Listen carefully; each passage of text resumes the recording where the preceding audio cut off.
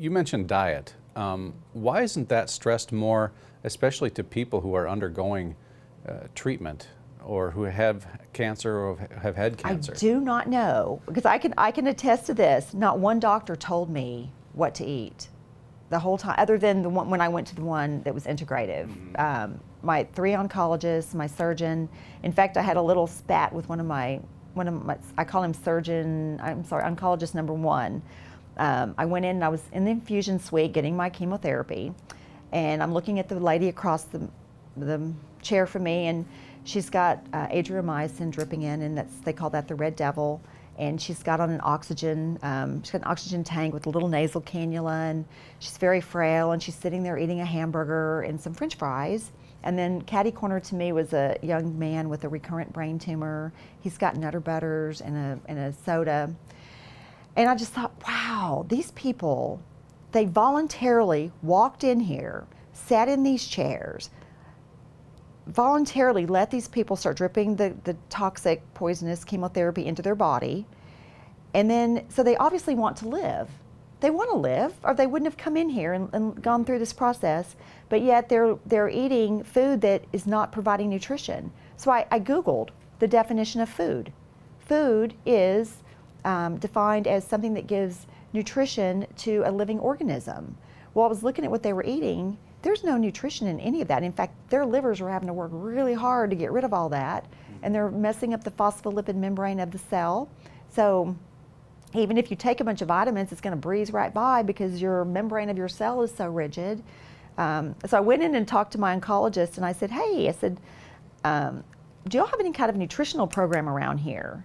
And this is a huge institution I was at. You know, you see their commercials on TV.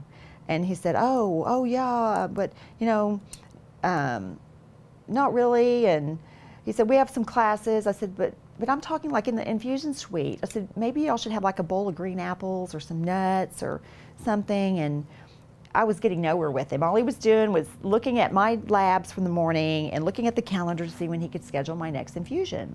So finally I said, you know, I said, I looked at y'all's snack machine out there in the infusion room, and picture the typical snack machine at a motel. You know, when you travel, there's a motel and there's a snack machine in the little room by the ice machine. That's what was in the infusion suite. And I said, do you realize, I said, y'all have a snack machine out there? And I said, it's full of junk. And he actually looked at me over his glasses and looked up at me and he said, my dear, I am not in charge of the snack machine. And this was my doctor. And so I thought to myself, and I should have said it, you know, sometimes you walk out and you think, I wish I had just said that. I should have said, well, my dear, you are no longer in charge of me, because that's exactly what I thought. And I did that my 4th infusion, and I left and went to oncologist number 2. I think there's no money in that, and I think they don't have the time. You know, they get so many minutes with you, and they have to have a billing code for that to get paid. And there's no money in the budget, I guess.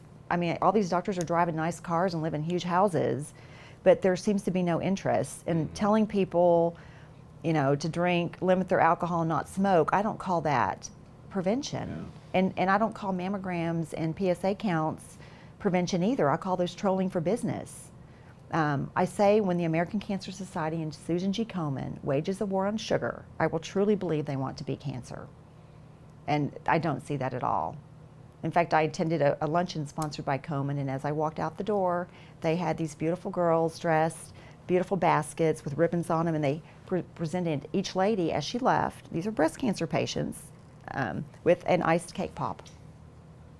And so you can assume that I declined the parting gift.